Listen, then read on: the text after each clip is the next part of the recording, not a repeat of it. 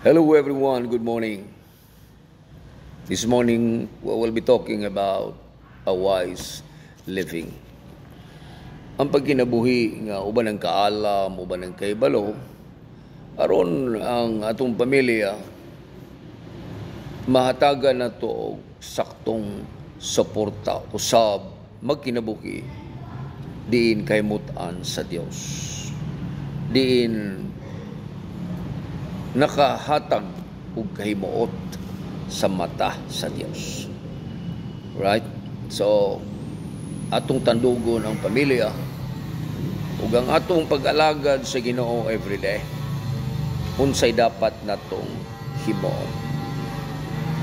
This message is just an advice to each one of us and a reminder unsay dapat natong buhaton.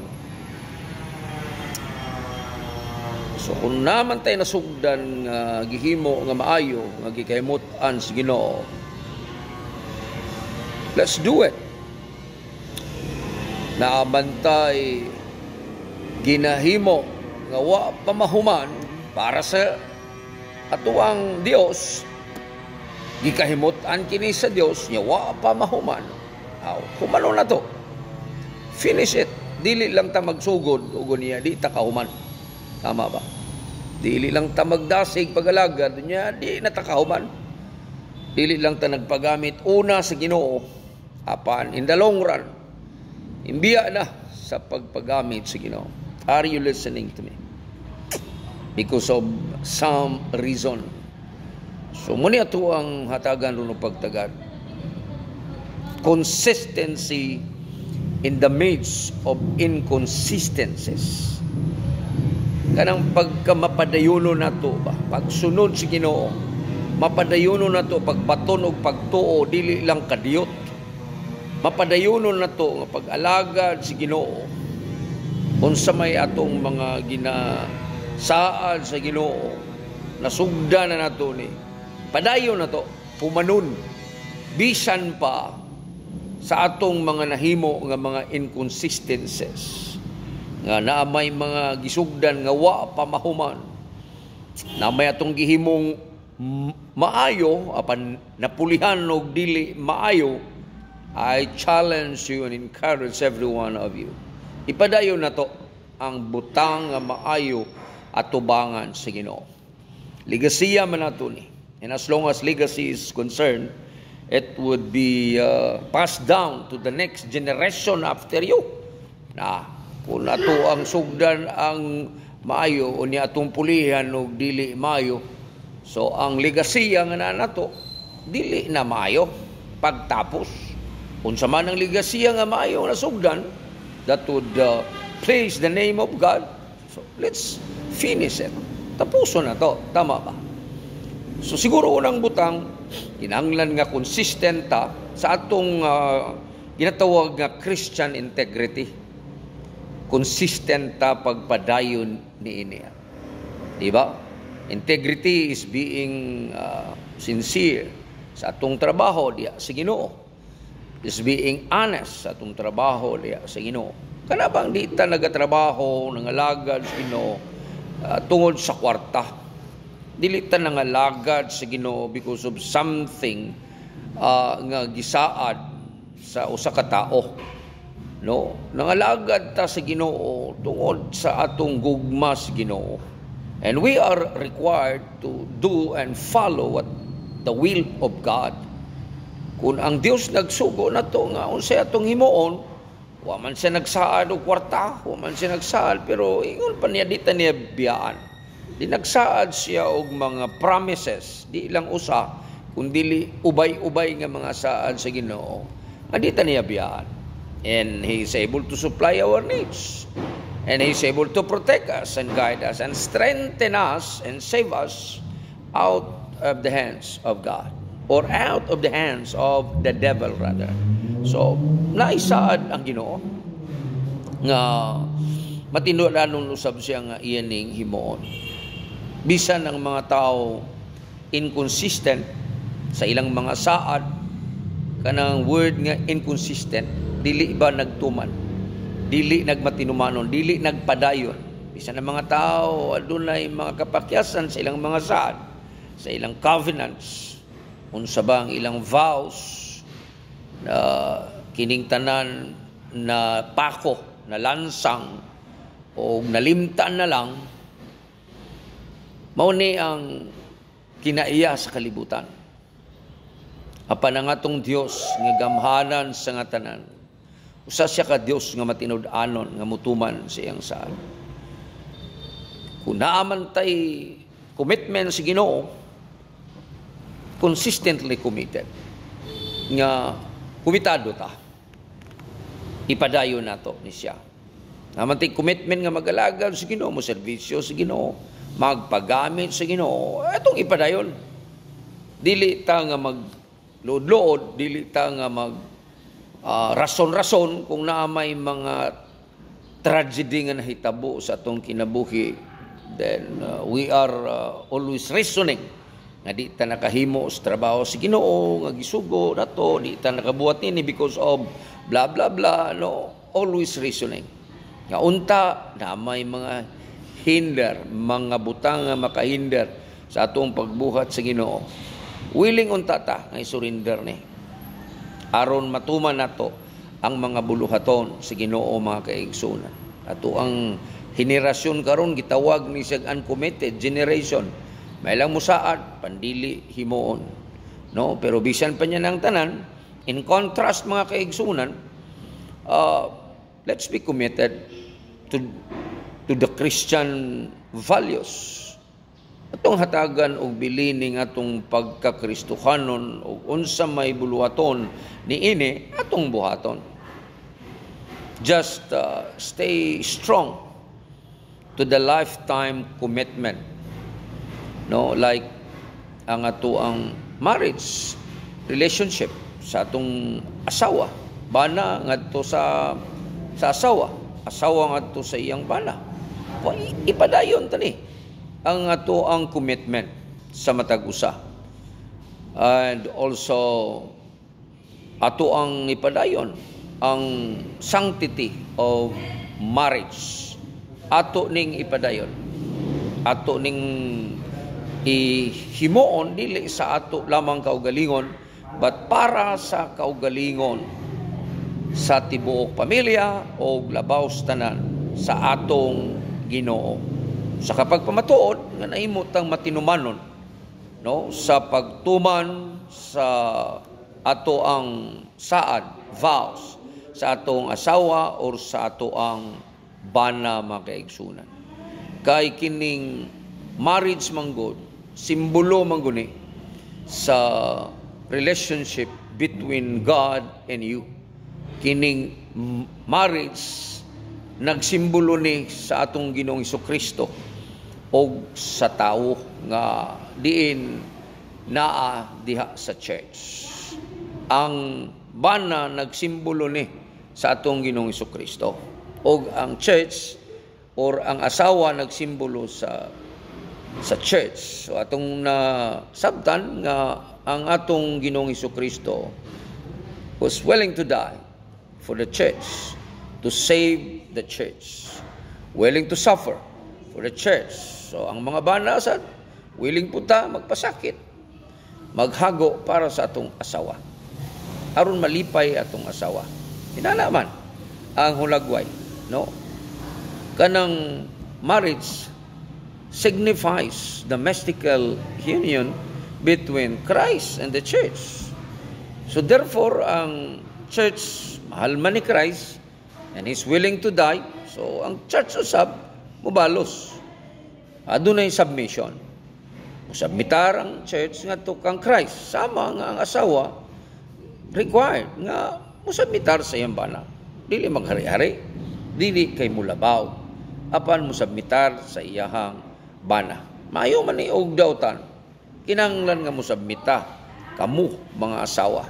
Kay maunay mandato. That's the law of marriage in the Bible. No? Mauna ang usak kabalaod. Dayon, be consistent. Kung sa ibuti pasabot. No? Nga, as what I have said, sa may maayo nga naa nato nga gihatag sa Ginoo ato lang ipadayon and be an ideal Christian. Mahimo tang ideal Christian sa atong silingan, unos tanan sa atong pamilya. Muna'y tinuod. If you know Christ and receive Christ as your Lord and Savior, ipakita nga si Kristo naa sa imong sulod. Dili lang hearsay, dili lang sugilanon. No? Inana mga kaigsunan. Isip nga kita believers of the Lord Jesus Christ, o naabay atong mga viewers karon nga dili pa ninyo giyatagan og panahon si Kristo sa inyong kinabuhi, sa kaminsahe kong ipabot kininyo. Dubling ingat lang po mga kapatid. No, lalo na sa ating mga kabataan. Di lang sa mga kabataan, antud sa mga hamtong tigulang karon. No, ingat lang po mga kapatid dahil ginagamit ng diablo, ginagamit ng demonyo ang isang bagay na sa ngayon naging paborito mo. Ano 'yon? Yung telepono or cellphone mo. Ginagamit ng demonyo 'yon, ng diablo, upang unti-unting akayin ang mga tao patungo sa impyerno. I would like to clarify this. Ang sinabi ko ay hindi ito upang takutin ang tao. Ang sinabi ko, hindi ito upang takutin kanino man. Ito'y totoo. Si Satanas ay nasa tabi lang natin. Si Satanas ay tabi lang natin palagi. He is watching also. Nakatingin siya sa mga tao. No? Nakatingin lang si Satanas. Nasa tabi lang, mga kapatid. Tinutukso lang tayo na tumalikod sa Diyos. He is not also forcing us. Hindi naman niya sinasabi na huwag kang magbasa ng Bible. Hindi naman niya sinasabing huwag kang pupunta sa church at makinig sa salita ng Diyos. Huwag kang pupunta doon. At kung nasa church ka, hindi naman niya sinasabi huwag kang makinig sa salita ng Diyos. Hindi naman niya sinasabi. Pero ang ginagawa ni Satanas sa pamamagitan ng ating cellphone, tinutukso tayo na tumalikod at lumayo sa Diyos, mga kapatid. Hindi kailangan ni Satanas ang mga sandata. Anong gagamitin niya para linglangin ang tao na tumalikod sa Diyos? Kundi isang telepono lang, isang cellphone mo lang, or cellphone ng mga kabataan, kahit matatanda. Simpleng cellphone lang ang ginagamit ng demonyo ngayon. Any gadgets, laptop, or computer.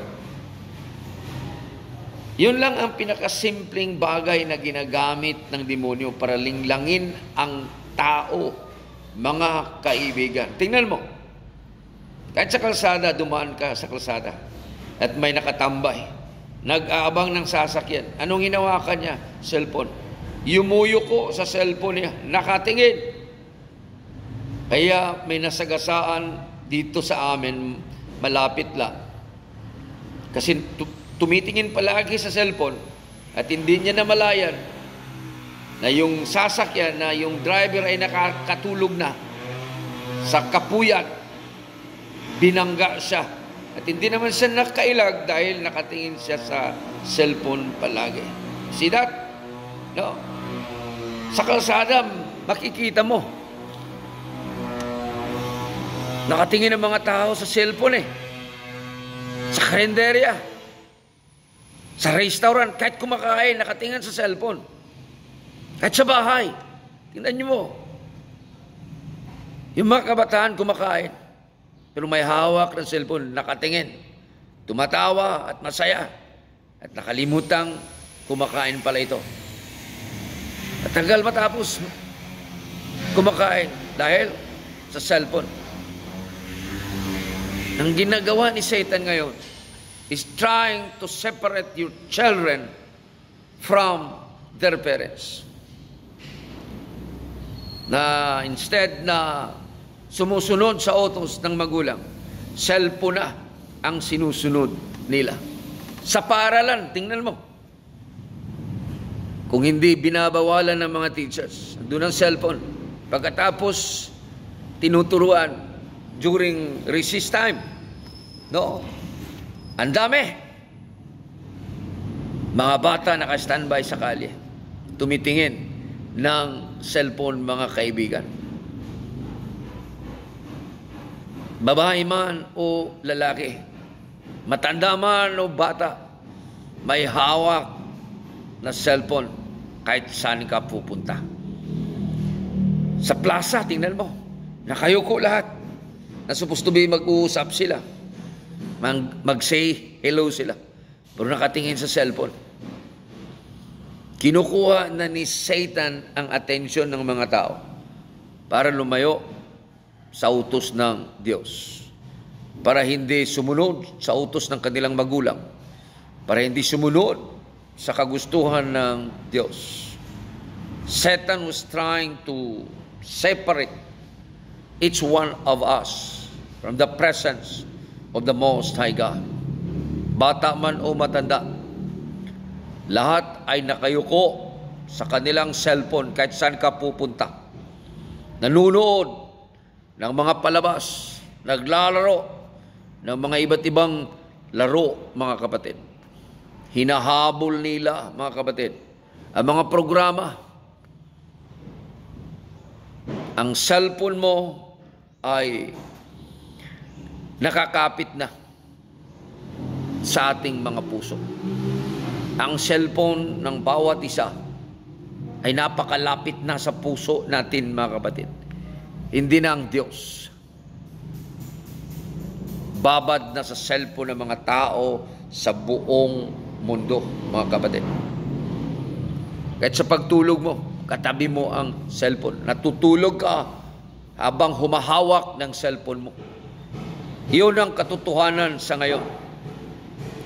Kahit gusto mo nang matulog, hawak mo pa rin ang cellphone mo. At hindi mo na malayan, nakadikit na yung mata mo, may hawak ka pa rin ng cellphone. Anong nangyayari? Bakit yon?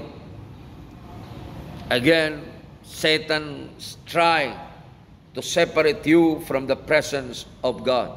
Instead na mag-pray ka na sana para matutulog, hindi mo na nagawang mag-pray dahil nakatulog ka na sa hawak ng cellphone mo.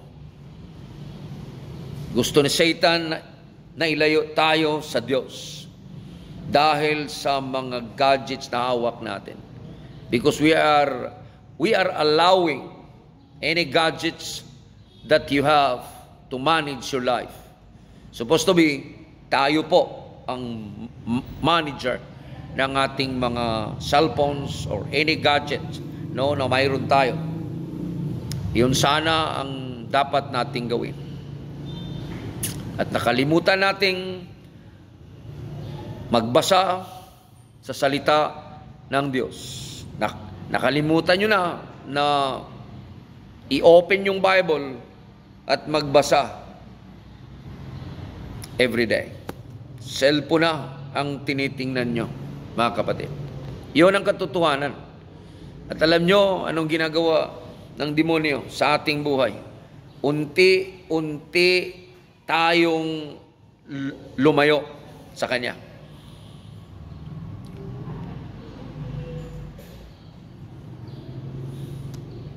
Hindi na natin binabasa ang salita ng Diyos.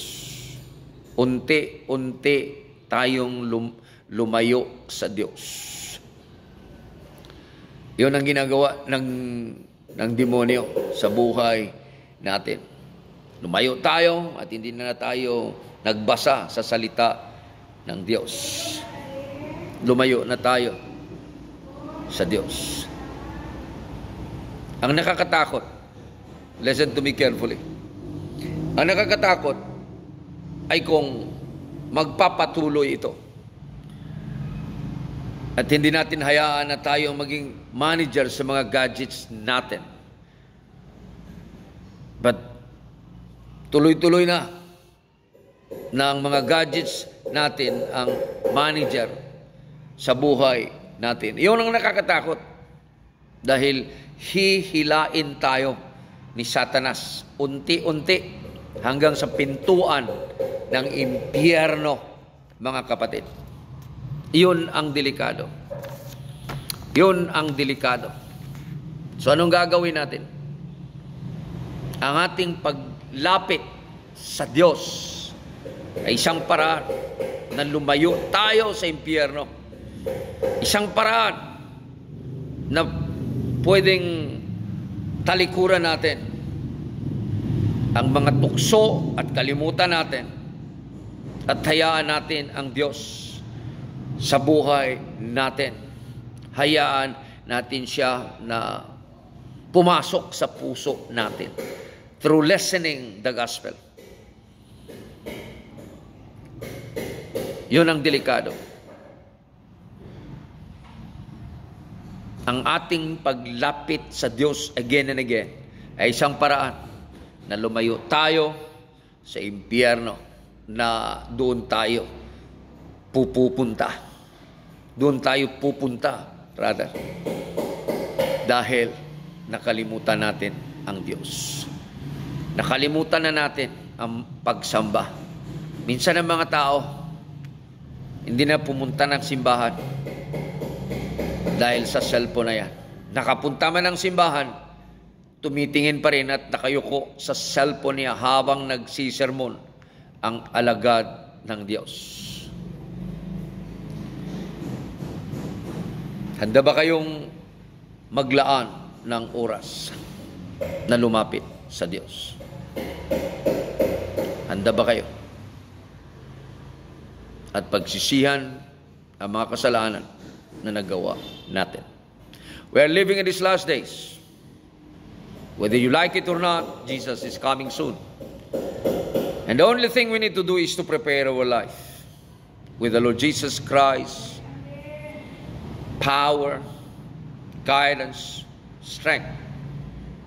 Dahil pag wala si Lord, wala tayo sa mundong ito. He is our strength. He is our everything. Our blessing, our protection, our strength. He is. He is the power that is able to protect us against the devil, against sin. His word, when His word is inside of you, this is what David said, tinatago ko, Panginoon, yung salita mo sa puso ko para hindi ako magkakasala. Handa ba kayong pagsisihan ng mga kasalanan na nagawa natin?